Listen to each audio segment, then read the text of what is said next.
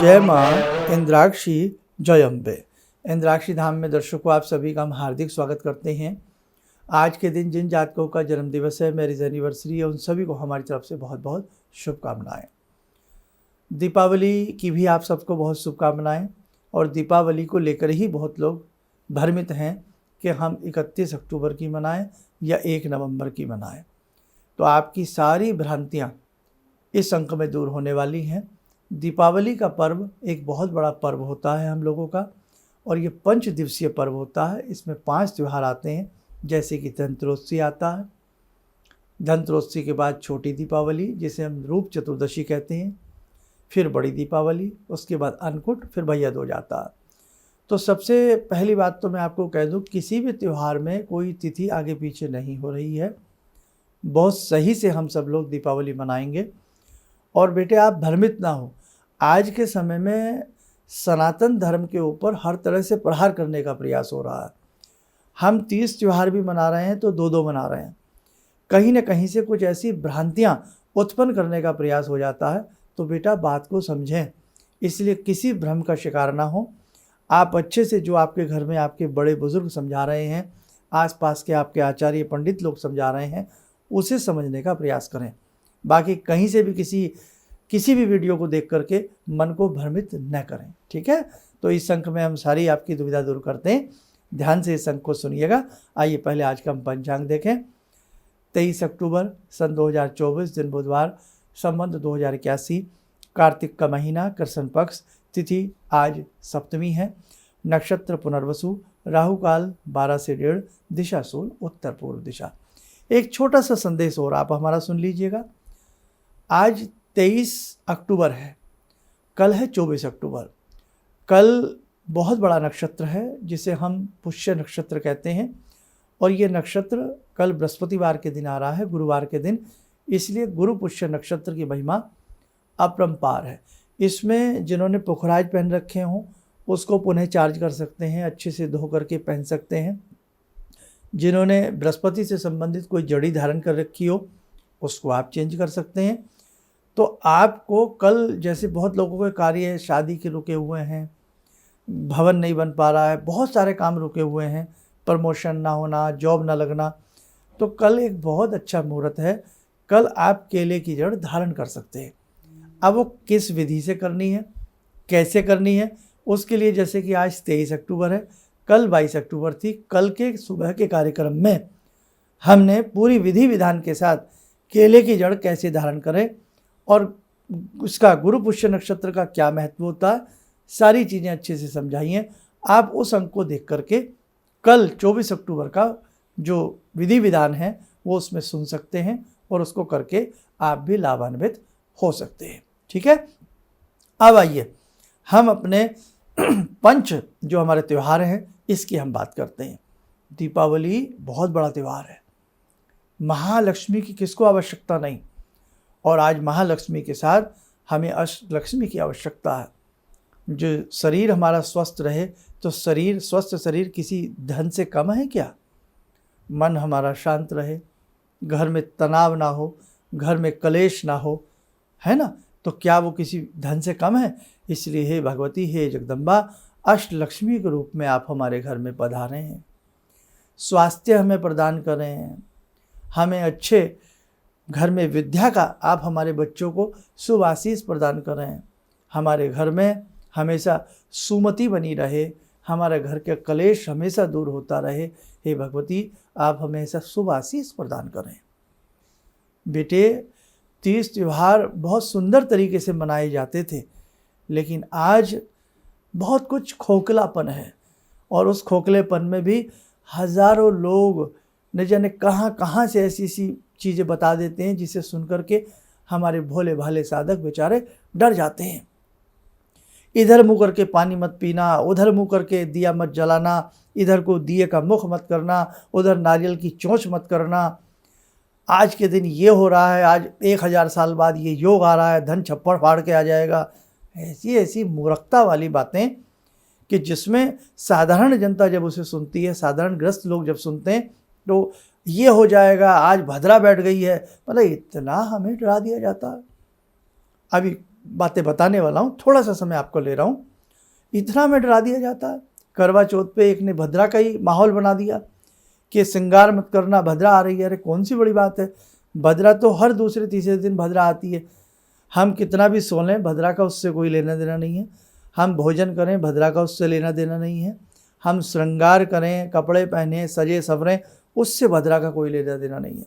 इसलिए जैसे ही मुझे पता लगा, तुरंत हमने एक वीडियो इंद्राक्षी धाम की तरफ से डाली कि बेटा भद्रा का आपके श्रृंगार से कोई लेना देना नहीं है।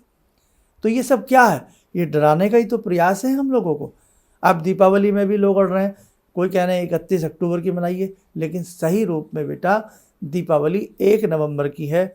हम इंद्राक्षी धाम की ओर से सभी साधक 1 नवंबर की दीपावली मना रहे हैं। उसका कारण भी आपको बताएंगे, है ना। तो आप बिल्कुल मत डरना, ये भद्राएं आती रहती हैं, जाती रहती हैं। ग्रहण पड़ रहा है कहीं और जनता यहाँ पे अपनी राशियों के गाने गा रही है कि साहब हमारी राशि पे ग्रहण का ही है। अरे ग्रहण का आपकी राशियों से कोई भी लेना देना नहीं है। जागरूक होने की आवश्यकता। हमारी सारी वीडियो आपको समझाने में निकल जाती हैं रोज़ की रोज़, आप समझ रहे हैं ना। तो इसलिए बेटा आपके घर के आसपास जो कोई बुजुर्ग रहते हैं, अच्छे कोई ज्योतिषाचार्य रहते हैं, एक बार वहाँ भी जाकर के अपनी शंका का समाधान किया करो। ये नहीं कि कोई भी वीडियो देख ली और आप डर गए। हमें इतना डरा दिया जाएगा आने वाले समय में। आज आप देख रहे हैं हर 30 त्यौहार 2-2 मनाए जा रहे हैं। आने वाले समय में ये हो जाएगा कि बहुत लोग कहेंगे साहब अब चलो मैं मनाता ही नहीं, है ना। तो इसलिए बेटा अपने धर्म को कंधे से कंधा जोड़ करके चलिए, कदम से कदम मिला करके अपने धर्म के लिए चलिएगा, सही दिशा की तरफ चलिएगा। और जितनी भी हमारी ऐसी वीडियो आती हैं आपको समझाने के लिए, बताने के लिए, उन्हें आप सनातन धर्म के नाते आप ज़रूर बांटिएगा, उन्हें शेयर कीजिएगा, एक दूसरे को बताइएगा। चलिए अब आपका समय ना लें, अब हम हमारे जो 5 त्यौहार होते हैं, जैसे धनतेरसी है। अब धनतेरसी में आपका क्या माने, धनतेरसी कि धन है साहब। किसी ने ऐसा बीज बो दिया कि साहब सोना खरीदो, गोल्ड खरीदो तो लक्ष्मी आएगी। ये बिल्कुल मिथ्या है। चांदी रजत खरीदना हमारे शास्त्रों में बताया गया है। और नहीं तो भैया जो नॉर्मल परिवार होते हैं वो तो एक कोई भी नया बर्तन स्टील का खरीद लाते हैं और बढ़िया हो जाता है। जाको राको साइयाँ मार सके ना कोई। जब ग्रह अच्छा चलता है, जब स्थिति अच्छी होती है ना, तो मिट्टी सोना बन जाती है। और जब स्थिति भयावह होती है तो आपका खरीदा गया सोना भी मिट्टी बन जाता है। ध्यान रखना बेटा, इस प्रकार के पाखंड में ना फंसें कि साहब गोल्ड खरीद के लाएंगे तो लक्ष्मी हमारे घर में आएगी। नहीं साहब, ये बिल्कुल मिथ्या है। चांदी खरीदना शुभ बताया गया, रजत में लक्ष्मी का वास होता है। इसलिए आप चांदी का सिक्का ले सकते हैं, लेकिन पूछो जहाँ चांदी का सिक्का खरीदने की भी हैसियत ना हो तो क्या वो लोग धनतेरसी ना बनाएं। और त्रोसी, धनतेरसी का असली मतलब क्या है कि भगवान धन्वंतरी श्वेत अमृत कलश लेकर के धनतेरसी के दिन उत्पन्न हुए, उनका प्रादुर्भाव हुआ। और धन्वंतरी कौन है, जिन्होंने आयुर्वेद के प्रदाता हैं। आपको देखा आपने कोरोना काल में किस प्रकार से लोगों ने काढ़ा बना करके पिया, आयुर्वेद ने कितना अपना हम सबकी हेल्प की। तो वही भगवान धन्वंतरी। तो धनतेरसी के दिन प्रातःकाल भगवान धन्वंतरी का पूजन करना चाहिए, न कि आप सोने चांदी के सिक्के खरीदने में लगे रहें। भगवान को वरीयता दीजिएगा, धातु को नहीं। आया समझ में। बाकी मैं उस दिन की वीडियो भी बनाऊंगा, सारी चीज़ें आपको बताता रहूँगा। अब आइए पंच जो हमारे त्यौहार हैं उनकी आप तिथियाँ नोट करिएगा। 30 अक्टूबर को धनतेरसी है, धनतेरसी मनाई जाएगी। 31 अक्टूबर की छोटी दीपावली है, जिसे हम नरक चतुर्दशी या रूप चतुर्दशी के नाम से जानते हैं, वो मनाई जाएगी। 1 नवंबर की बड़ी दीपावली है। 1 नवंबर को ही आप सब लोग दीपावली मनाएं। इस वर्ष 31 अक्टूबर और 1 नवंबर 2024 ईस्वी को दोनों दिन कार्तिक कृष्ण पक्ष की यह अमावस्या प्रदोष व्यापनी है। अतः नियमानुसार इस वर्ष की दीपावली 1 नवंबर 2024 को ही मनाई जाएगी। आप लोग तारीख नोट कर लें। 2 नवंबर का अन्नकूट मनाया जाएगा और 3 नवंबर की यम द्वितीया बृहत द्वितीया मनाई जाएगी। जिसे हम भैया दूज के नाम से भी जानते हैं। अब दीपावली का कैसे पूजन करें साहब, बड़ा अटक जाते हैं हम। धनतेरस का हम कैसे पूजन करें, सारी वीडियो हम प्रयास करेंगे जल्द से जल्द आपको देने का प्रयास करें, ताकि आप अच्छे से उन वीडियो को देख करके सुगम तरीके से अपने तीज त्योहारों को मना सकें। बिल्कुल आपको घबराना नहीं है ना, बहुत अच्छे से मनाइए। और एक बात ध्यान रखना, आप जो घर में भक्ति करते हैं ना, कोई राम चालीसा, कोई हनुमान चालीसा, कोई शिव चालीसा पढ़ता, कोई किसी मंत्र को पढ़ता, आप बेटा बहुत अच्छा कर रहे हैं। वहम का शिकार मत होना कि आपको पहले ये करना चाहिए, फिर वो करना चाहिए, फिर ऐसे दीप जलाना चाहिए, ऐसे होंग फट बोलना चाहिए। नहीं बेटे नहीं, भाव बड़े हैं, भाव से भगवान प्रसन्न होते हैं, नहीं कि आपकी धातुओं से।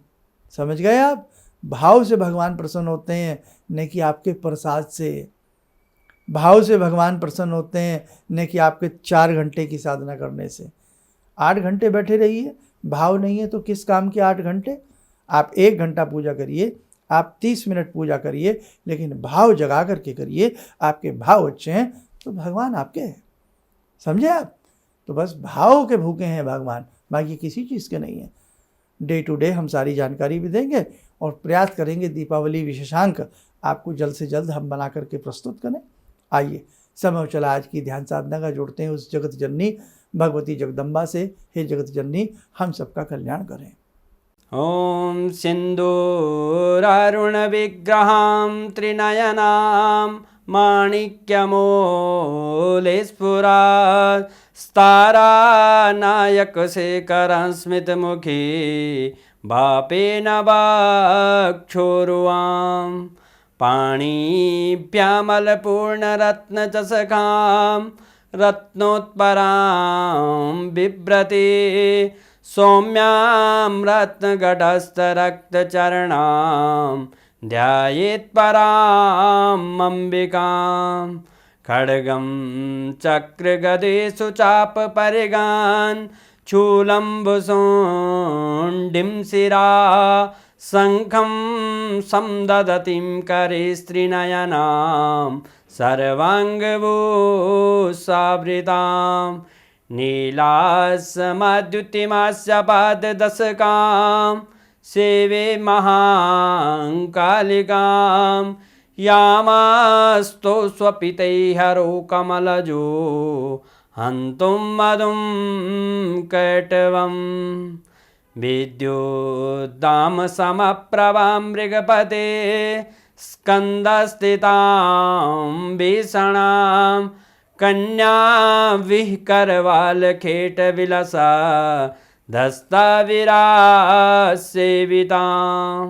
हस्तैश्चक्रगदाशिखेटविशिखां चापं गुणं तर्जनीं विप्राणामलिलात्मिकां शशिधरां दुर्गां त्रिनेत्रां भजे। कवच बना लें, ध्यान करें, भगवती का शुभ आशीष हम सबके ऊपर बरस रहा है।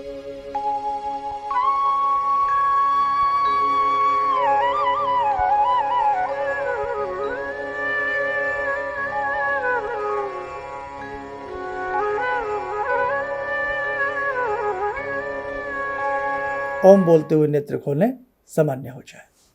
देखो साधकों, आगामी समय बड़ा कीमती है और उस कीमती समय को हमें बहुत अच्छे तरीके से हमें उसमें कुछ न कुछ अच्छे उपाय करने हैं, अच्छा कार्य करना है, ताकि जीवन हम सबका और श्रेष्ठ बनता चला जाए। यूं ही आप हमारे तीनों प्लेटफॉर्म से जुड़े रहिएगा। आप हमारे यूट्यूब चैनल, दोनों चैनल हैं इंद्राक्षी धाम से और हमारे नाम से, उनसे जुड़िए। हमारे फेसबुक पेज से जुड़िए जो हमारे नाम से है, और एक हमारा व्हाट्सअप चैनल है। कुछ संदेश, कई बार टाइम कम होता है तो व्हाट्सअप चैनल पर भी हम संदेश आपको भेजते हैं, तो व्हाट्सअप चैनल का लिंक नीचे है, इससे भी आप जरूर जुड़ने का प्रयास करें। चलिए, आप सब लोग स्वस्थ रहें, सुखी रहें। इन्हीं शुभकामनाओं के साथ हम अपनी वाणी को विराम देते हैं। जय जय अम्बे। मेरी बहुत दिन से दिली इच्छा थी कि आप जैसे कोई मुझे धर्मात्मा पर महापुरुष मिलें और मैं वहाँ जाके जुड़ के और देश समाज से के लिए कुछ कर पाऊँ।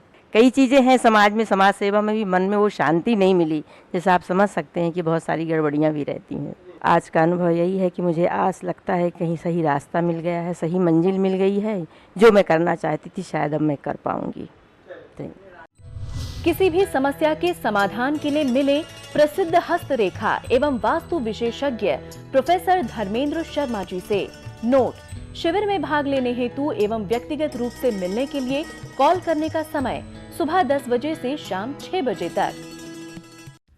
हमारे विभिन्न ज्ञानवर्धक कार्यक्रम देखने के लिए आप हमें अभी सब्सक्राइब करें, बेल आइकन को प्रेस करें ताकि आप देख सकें हमारा कार्यक्रम सबसे पहले। और अधिक जानकारी के लिए फेसबुक पेज को लाइक करना न भूलें।